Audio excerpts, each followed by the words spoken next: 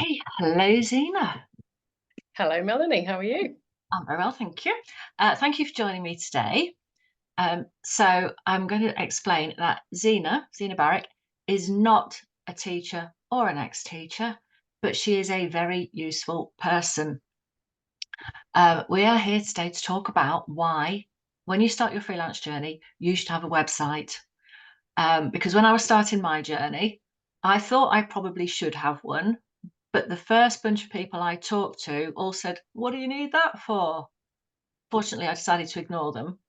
Um, but then I also ignored the people who told me I should have it built properly and did it myself, which just, I'm going to say up front now, don't bother.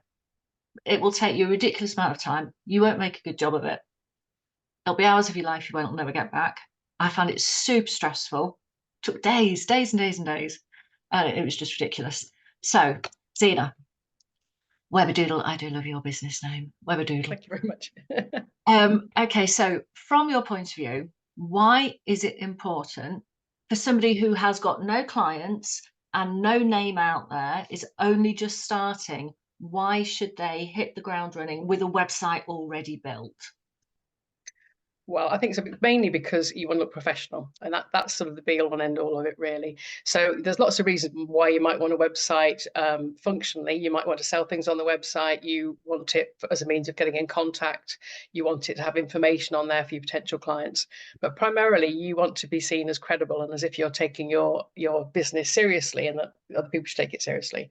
So I always say, if you think about if you were looking for, I don't know, a plumber or an accountant or something, and you go into Google and there's 10 results come up and 5 of them have got websites, which ones are you going to look at?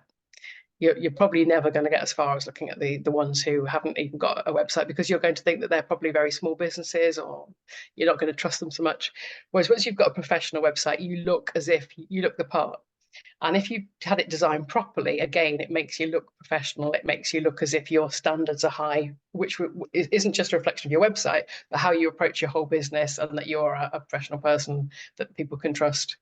And it sort of engenders trust in your potential clients, and it does give people a way of finding your information. I mean, I just know if you go to a networking event and somebody says, "Oh, I haven't got a business card yet and I haven't got a website," you're going to think, okay, they're still thinking about getting a business.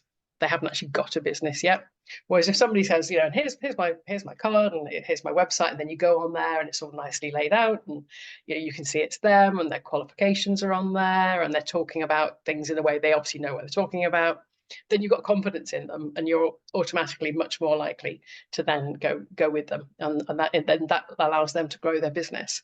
I think that when you don't have a website, I mean, I just don't take a company seriously if it doesn't have a website.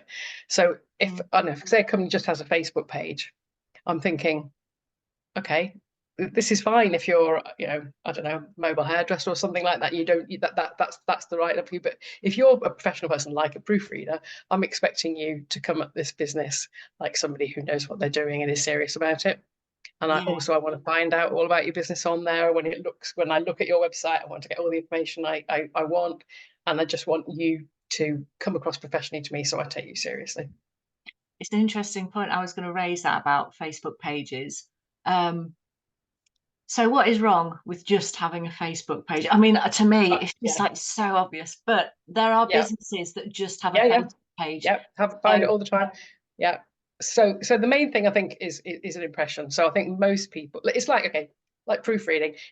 If you read something and it's got mistakes all over it, you're not impressed with how professional that company is, even if their company is nothing whatsoever to do with the English language. It just doesn't come across right, does it? And I think it's the same with a website versus a Facebook page. If a company has a Facebook page and that's all they have, you tend to think, well, are they just doing it part time? It doesn't have the right flavor. It doesn't feel right. But also practically, a Facebook page, you're not in control of a Facebook page. Your Facebook page does not belong to you. It belongs to Facebook, and it can disappear overnight. And I heard somebody only a few weeks ago, somebody who had a really thriving business based on Facebook. And it was a proper, legitimate, respectable business. They weren't doing anything wrong, but Facebook, for whatever reason, decided they'd infringed something or other and pulled their Facebook page overnight, and they couldn't get it back. And that was their business gone. just like that. So you don't own it, and you also don't own the way it lays out. So with your website, you control the how it appears, you control the messaging, the flow through that you want for your customer journey. With Facebook, you have to put the stuff where they tell you can put it, and you can't put emphasis on the things that you want to put emphasis on. So it just doesn't. It's a very useful tool, Facebook and Instagram and everything. They're really, really useful tools, but they're not a replacement for your website. Partly functionally, but mainly I think in terms of how it comes across to your client.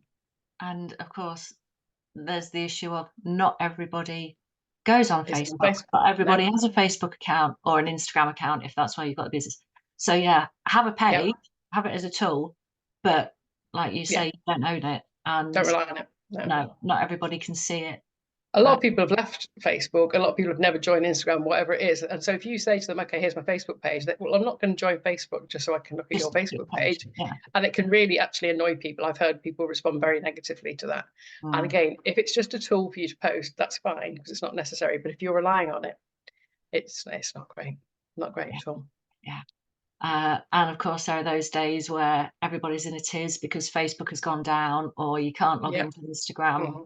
Happened a few weeks ago. And then, if you're relying on that, I just think, look at it how you would if you're looking at how you use the internet and how you look at it. If you were looking for an accountant and they only had a Facebook page, how does that make you feel? Or they don't have a website, or they don't have any presence online at all. Are you going to think, yes, I'm entrusting my finances with this guy? Like, you're just not, are you? Dodgy with a capital D. Yeah. Which, I mean, it may want, but at your point, I've got a little story. When I, a few years ago, quite early on in my proofreading career, somebody had advised me to do searches for common misspellings of words. So like just put in accommodation, but spell it wrongly. And that will bring up the websites with that word spelt wrongly on them, and then email them and offer my services.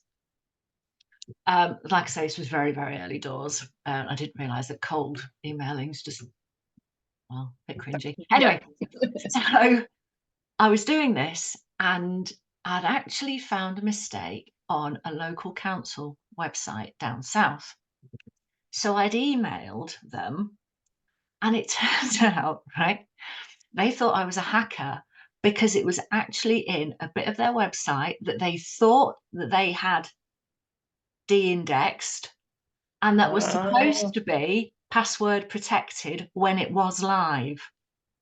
Okay, but and I had got into it just like that. So they thought I was a hacker. So they Googled me. But the thing was, when they were having the email conversation in the office about it between the different departments, between whoever it was, I'd like PR or whoever I'd emailed, and the IT department, they didn't realise they were copying me in. So I was seeing it all, and they were like, who is she, this Melanie Coddy? Is she legit? Yeah, I've Googled her. She has got a website. And in the end, I said, you do realise I can see all of your emails. Maybe one spelling mistake's not the biggest problem you've got. I think they have bigger issues than putting one C in accommodation. So they did reinforce my credibility because they could see I was legit because I had a website, but it totally shot their credibility. And this was a fairly big county council. Yeah, it is scary. How did you get on this? I was like, well, I just Googled accommodation. It came up. I think that was the word. But just on a side issue, but you just reminded me of it, is sometimes people say, put in misspellings of your keywords to make people find you who misspell when they're searching. Don't do that. It doesn't look good. It doesn't look good at all. Just a little side thing there. Because what about all of the 99% of other people who don't misspell it, who do know how to spell it properly, and then they go on there and they go, yeah, that doesn't look great. No. Right. Okay. So that's the importance of having a website. So let's now look at the actual website. What should go on that website in terms of the kind of information, number of pages, number of words even, because I know mine first go around so many words. Yeah. Oh yeah. One of the biggest mistakes everybody makes. Yeah. So I would say actually, can I ask a different question myself first? Before you get around to what goes on the website, I think a problem that a lot of people have when they're starting up is they they get so excited about the website. For some reason, it's one of the fun bits, you know, the website, like getting a logo. It's one of the bits people charge onto, and they don't actually think about any of the preparatory thought that's required first. So I would say before you start actually thinking what you want on your website, think about your business and make sure you're really, really clear about that. And a lot of people don't. So just think about who's your ideal client. So by that, I mean, not just who could want your services, but who do you really want to be buying your services? And then you need to make sure that everything on your website is targeted at them. Think about what it is about your business which makes you unique. Why should I come, if I'm looking for proofreader, why should I come to you, Melanie Cotton, rather than going to another one up the road? What is it that makes you unique? And again, make sure you've covered that sort of thing. Think about what exactly it is that you're delivering, who you're delivering it to, how you're going to deliver it, what's your process going to be. Think about what the pains of your clients are. What is it that the client is looking for? What's the problem they've got that you're solving? So again, to go for proofreading, it would be they want to look professional. So they need to make sure that they're not sending out rubbishy emails and making themselves look stupid. That's their problem, and you're the one who's going to solve it. So think about all those sort of things, and think about where you're located, and your values. Think about how you want to come across. How do you want your client to see you? So if you are a lawyer, you're going to want to come across as looking very professional and probably quite formal and that sort of thing. But if you're I don't know, somebody who does reflexology or something, you're probably going to want to look more welcoming and friendly, and that's going to completely change the way that you use language and colour and everything on your website. So I'd say before you start worrying about what you put on your website, make sure you're very, very clear about what it is that you do and what it is that you're offering, and how you're going to offer it. And I think once you've done all those things, then you're in a position to start thinking about what you're going to put on your website. So that was a long answer to a question you hadn't asked, wasn't it? No, that was great. I mean, I said to you before, anything I don't think to ask you, but you think needs to be said. Yeah, dive in.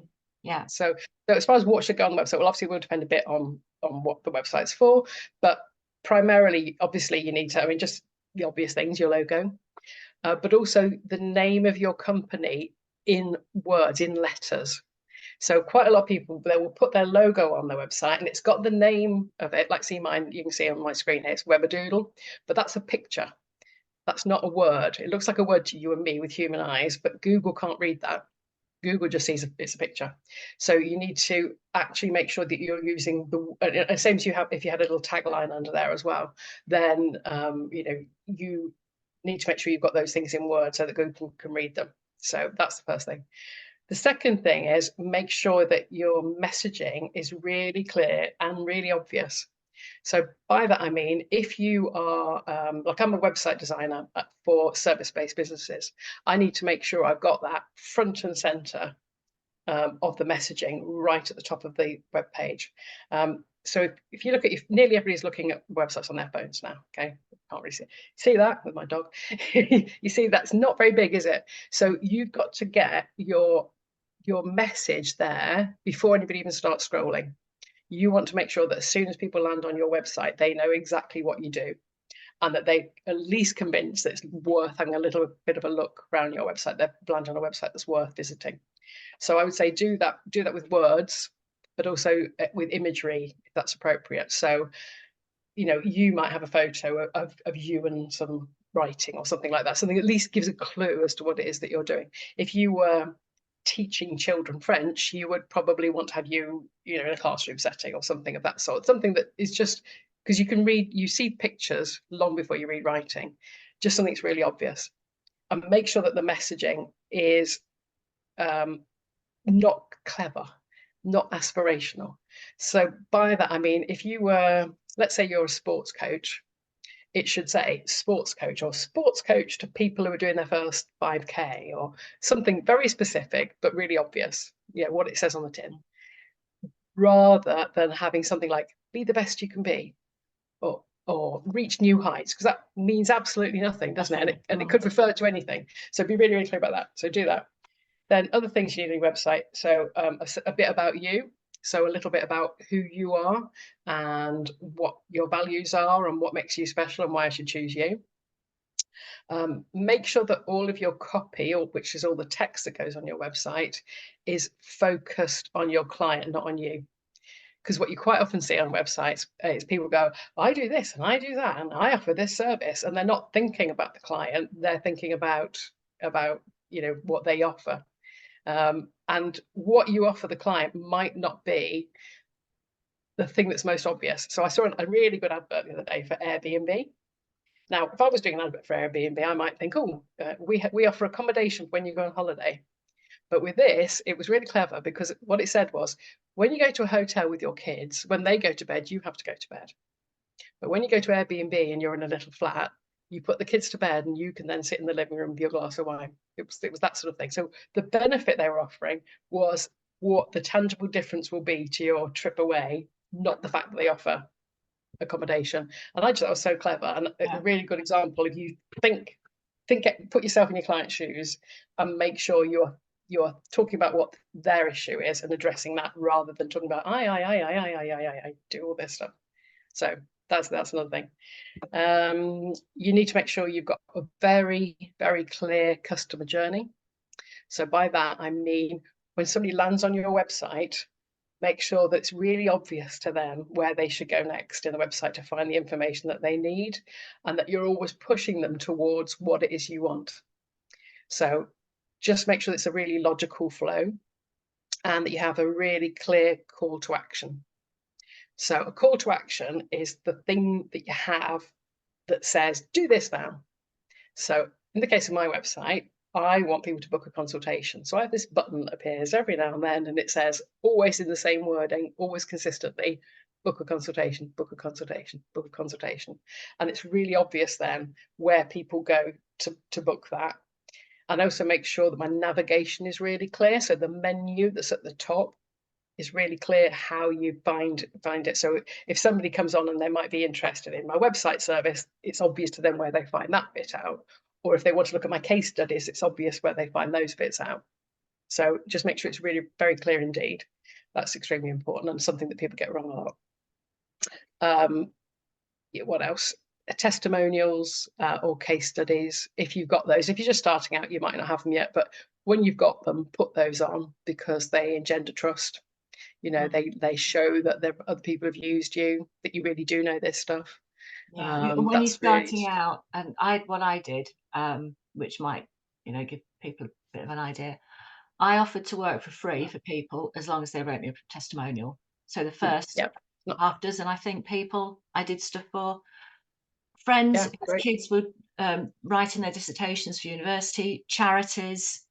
I offered my services for free, but I'll do it, but will you please write me a testimonial? And then I immediately had those testimonials to go on Google, to go on my website. So it wasn't obvious then that I was only just starting out, because I already had those. That's a great technique, because just to get those first few under your belt, and just make sure that those are relevant. So I mean, I prefer, if you have case studies, that's great, having a page of case studies, because you're going into a lot of depth there.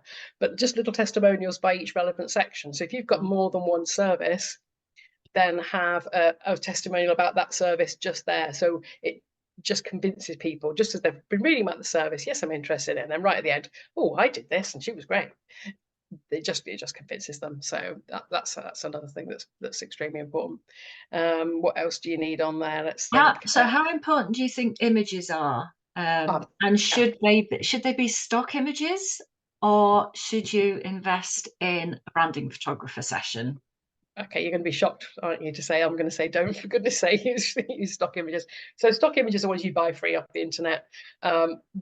You can be lucky sometimes and get a good one, but by and large, they're pretty awful, and they're not relevant to you. So, for example, I was looking at a website for somebody, and they are, I won't give too many clues, but they're in a regulated industry. It's an industry where you've got to be, top notch and really knowing exactly what you're doing. And they are based in Warrington, in the sunny northwest of England. And they'd been using stock images. So the images of their staff were beautiful tanned people, all in their 20s with white teeth. And then there were some patio doors in the background with an outdoor swimming pool and bright sunlight. Yeah, that was not taken in Warrington. No offense to Warrington, but it was clearly taken in Los Angeles or somewhere like that. Yeah. And if you're looking for something, like I say, this is a regulated industry, you really need to trust these people. You're just immediately going, well, don't trust that. That looks very, very dodgy. It's like all these photos you've seen them, Melanie, on websites with, you know, these gorgeous women with a headset on and they're, hello, they're not answering your phone. Of course not. Of course they're not. And I think particularly if you are a service-based industry, like people like you and me, it's just us, right? People are buying us, they're buying our expertise. So it wants to be a photo of you. And even if you're selling chocolates or something, it wants to be photos of your chocolates, not somebody else's chocolates. So don't buy in the photos. They never look authentic. Real photos just, again, they engender trust. They make you relatable. I look at you and I think, okay, there's somebody I can work with. She looks like a real person who's trustworthy, whereas a model from stock photos, it just doesn't look it. So it is another expense, but you know, if you are starting out and you're trying to do a business, you do need to invest a little bit of money, and it's probably not going to be as expensive as you think. And you can just get a handful of photos, professionally taken, nicely lit, and then just, again, it just adds the whole professionalism and the fact that you've got decent photos. Just, again, just makes you look like you're taking your business seriously and you can be trusted. And I would also say, think about the photos, how you come across in them. So if you are somebody like me, on my website, you can see I'm wearing a shirt, right? I've ironed it, so that's quite good for me today. I'm honoured. But Thank you. yeah, you're honoured. Yeah. So, but I don't wear like a suit or anything because that isn't my type of business. So I will, on my website, I wear clothes that are more like I actually wear in real life. I try and come across how I do in real life. I didn't tell them to get rid of the wrinkles and the saggy chin. I said I want to look like me. And that, again, just makes you look relatable.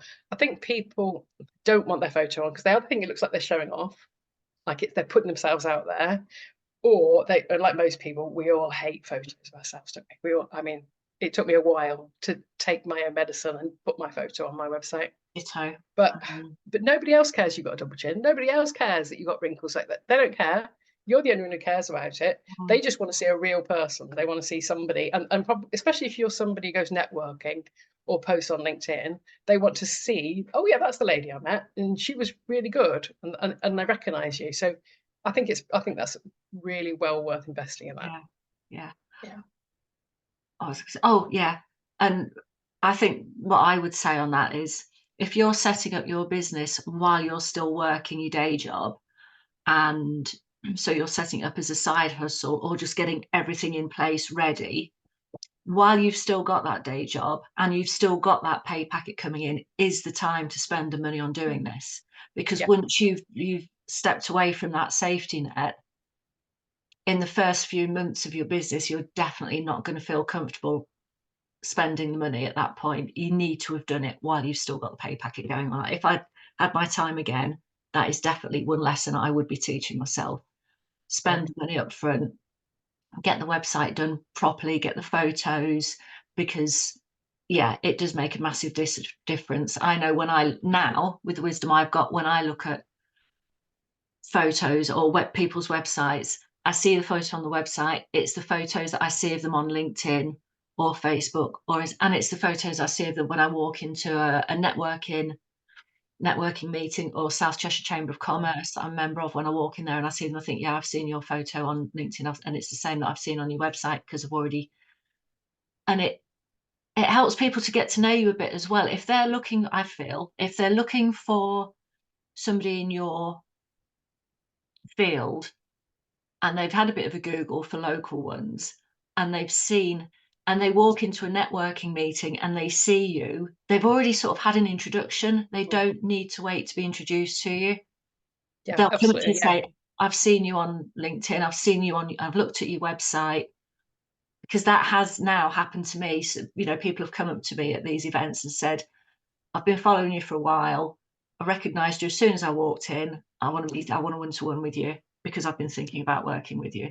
So it's already got over that awkward introduction phase already, I think, which I would never have realised 5 years ago. So Yeah, it's like they already know you, isn't it? Yeah, yeah, absolutely. No, definitely. No, I think that's right. And also, just on that same thing, use a current photo of you. Certainly taken me the last 2, 3 years. Don't, again, we all like photos that were taken 15 years ago. I used to have my photo on LinkedIn. Oh gosh, my photo. This is a confession. My photo on LinkedIn used to be one that was like about 10, 12 years old, and it was the best photo that had ever been taken of me. And I'm wearing a ball gown, and I'm sitting in, I don't know what it was, Lamborghini or something, and it was great. I look fantastic in this photo. Didn't look like me now, sadly, and nobody would have recognised me in a networking event from that. And it also didn't really look quite the right style. It wasn't really the professional. So yeah, have an up-to-date photo. You look a bit daft when people meet you, and if they do meet you and you look 10 years older, you don't want them to go, do you, when you want to come up and so that is another thing. But what you were saying about investing at the right time, I think it comes back to do get your website designed professionally. And this isn't just me trying to sell websites. It's people get this idea you can learn how to build a website yourself. You can, given enough time and a little bit of technical skill, you can learn to build a website yourself. What you can't do is learn to build a good website yourself. That takes years of experience. So you can learn the technology, you can learn how to add a photo to it. Doesn't mean to say you'll understand how to effectively lay a website out, the sort of information that should go on there, how to design the custom journey, all of there's I did a LinkedIn post of things you need to consider on your website, and I got to 100, and I just thought, I think that'll do. And I hadn't run out of things to say yet. There's an awful lot going on with it. So, you will waste so much time. You could be spending building up the bits of the business that you know about. I mean, you wouldn't do your own plumbing, would you? You could go to B&Q and buy a spanner, but it's not sensible. It's not a sensible use of your time. It's yeah, definitely spend that money while you've still got the financial security. I think that's really good advice, actually. I think people maybe leave and then do everything, and at that point then they're feeling a bit nervous financially. Whereas if they'd put those things in place where they felt a bit more financially secure, they would feel better about it. And also then when they do launch themselves out, they would feel better because they know they've got all their ducks in a row and it all looks the part and they're coming across in the right way. Yeah, definitely. Right. So now about the bit that does terrify me still. All the dark arts that go on underneath a website. Yeah. It says, "Hello Google, I'm here, list me." Yes, you love the SEO. Yeah, search engine optimization, known as SEO. All that, don't be scared. All that means is doing things to try to help Google to find you. And a lot of it, there are bits that are in the back of the website which are a bit more technical, but there are other things. So the bits in the back of the website that are a bit more technical are there are things called meta titles and meta descriptions, and all that is in the back of the website. So not on the bit you look at in the background. You tell Google what you want it to read and what you want to come up on your search results. So, for example, when you Google something, you'll see that you get a little short line that's a headline and then a short description. That Google will just make that up if you don't tell it. But if you tell it what it is, then that's what will come up in search results. And what you want to be in there, you want it to be readable to a human being, but you want it to include things that people will search for on Google. So this is where you need to go back to what I was saying before about putting yourself in the shoes of the client. So not the technical stuff how you think of it in your jargon, in your industry, but what people actually look for. So it might be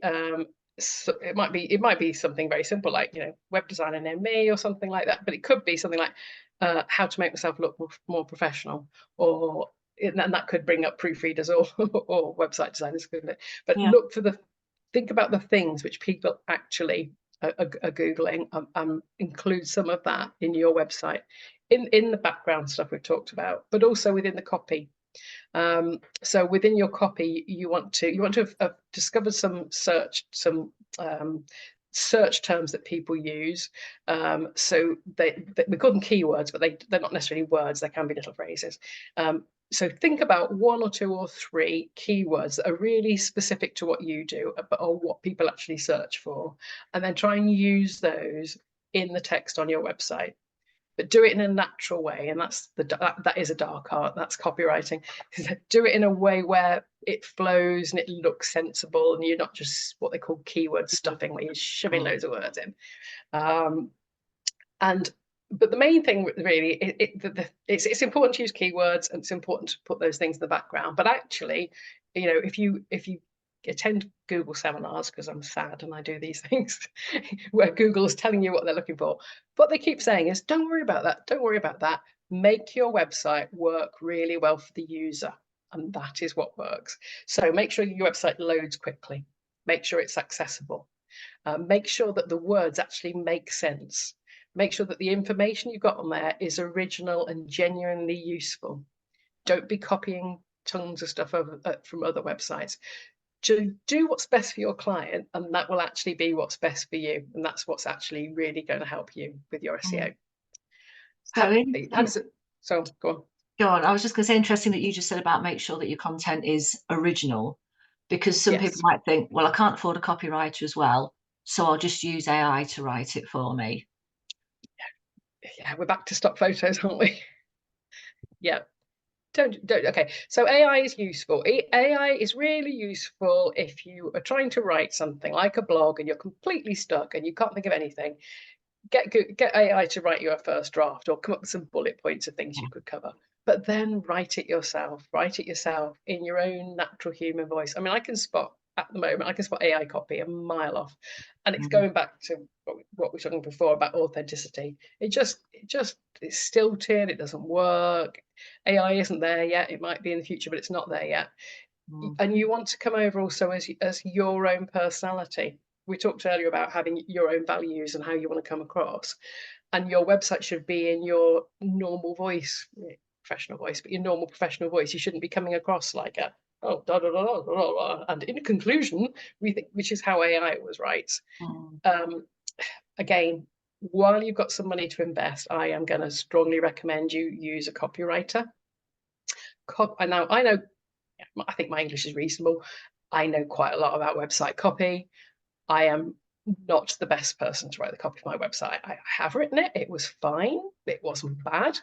But I have now invested in a professional copywriter to write it, and it is just so much better. I mean, I couldn't have written that. It's so concise. It's so compelling. She's managed to get the keywords in a way you don't even notice. It's a whole art form. It's not a matter of you being good at English. It's a matter, even if you're an English teacher leaving English teaching, that's not what it's about. This is a specific art form. And it's really worth investing, and you will get a so much better result. And they will know how to draw out the things which are important, and they'll know how to look at it from the client's point of view, and all the things that you'll miss. And they won't you alluded to it earlier, too much copy. That's one of the big mistakes people put. They've got so much to say, you're so excited about your new business, and you want to tell everybody everything. Now you look at somebody else's website and there's paragraphs and paragraphs. Do you read it? No. Of course you don't. No. You read a couple of headings, and that's what you want on your web. You can have detail deep in your website where somebody might look for it, but on your main pages of your website, keep it concise, keep it to the point, keep it focused on the client, and not very long at all. Yeah. I was reading some quite interesting stuff last week about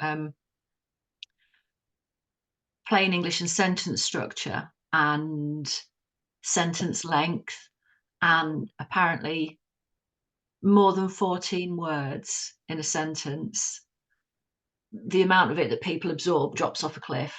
And people skim. When you look at a website, they skim, they don't read. They'll maybe read 25% of what's on the page, especially if it's a big block. But yeah, I mean, even words are my thing. Obviously, I spend my life being paid to read stuff. But when I'm researching for me, I come across a website that's just got massive paragraphs that I can't be bothered with that. No, exactly. No, at all. And when it's laid out, again, this is one of the many reasons that you need it professionally done. But people, because they're trying to get so much copy, and they have these really long lines, like you're like watching the game of tennis trying to read it, and people don't, and it just doesn't work. You need concise concise copy so people can skim read it easily, and you've got lots of nice space around that. We call it white space, doesn't have to be white, just space around it, so that you can actually see things and things are spread out nicely. And you break up the paragraphs in a way, different way to the way you would in normal. If you were writing a report, you might have several sentences in a paragraph. Paragraphs on website copy are going to be much shorter because of people are skim reading and they're just picking out the keywords and they're not actually reading it as such. So again, it's a different way of doing things from what you're used to. But yeah, it's very important to get that all done. And it's like the whole aesthetics of it. It's really important to have it looking clean and easy to follow, which if you do it yourself is very tricky. Right, I'm really sorry to say that we are really running out of time. We've got 4 minutes left before Zoom kicks off. So is there any one last piece of advice that we haven't covered yet? Right, okay, I would say, as far as just one thing I didn't mention on SEO, I'm going to give you my top tip for SEO is include your location. Because if you are, let's say somebody put website designer or proofreader into Google, they're going to get them in London and they're going to get them in Scotland and everything else like that. And there's going to be lots of them. And there's a lot of competition for that. But how many proofreaders are there in your bit of Cheshire? Not Apparently, many. I come up first. Excellent. That's really nice. And you know when you're searching, you put in whatever it is you're looking for, chip shop near me. Yeah. Don't you? And that's how people, and then if you are doing it that specifically, much more chance of you coming up top. And it's just such a simple thing. And you might think, like me and you, neither of us need to be in the same location as our client. So we think, well, it's fine, we can take on the world. I can do websites and proofreading for people in Australia. But realistically, that's not how it works. And you might be lucky enough to get people far away. But from a Google finding you point of view, if you put in your location, that is going to really help you. And I think that's probably the single simple thing that anybody can do today. Yeah. And the other thing is not making it centered on your client and not making it about you. That I think that would be, I wish the me of 5 years ago could have watched this now. It would have saved me a lot of heartache. That's been so useful, Zena. Thank you so much for sharing your wisdom and your time with us. And if anybody wants to actually get in touch with you, we'll put all your details in the show notes. Oh, great. That's lovely. Thank you. Yeah, because I've obviously, I know you, I've seen websites you've worked on. I know the copywriter you're talking about. I know you're a photographer. I would say anybody, you get a great founders package of website, photography and copy with Zena, which I would highly recommend. Thank you very much. So, yeah. And thank you for the opportunity. Thank you for letting me talk about the subject that I can obviously talk about forever, because I feel really strongly about it, particularly for small businesses. It's so easy to go down the wrong path and waste money and waste time and get disheartened. So yeah, get it right to start with. Yeah. Okay, thank you.